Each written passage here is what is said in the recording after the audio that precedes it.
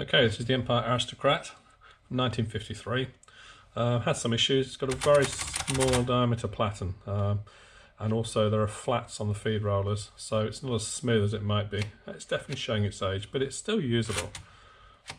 Here we go.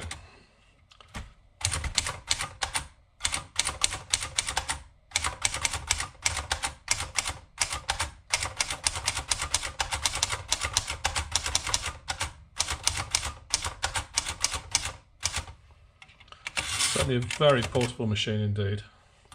Black only, no selection of red and black, just black.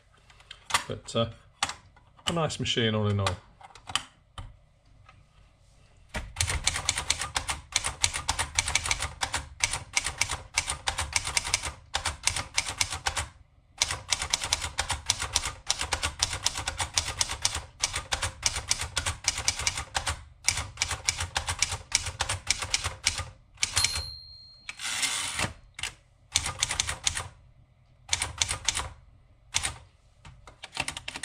Quite usable, no doubt about it. The Empire Aristocrat 1953.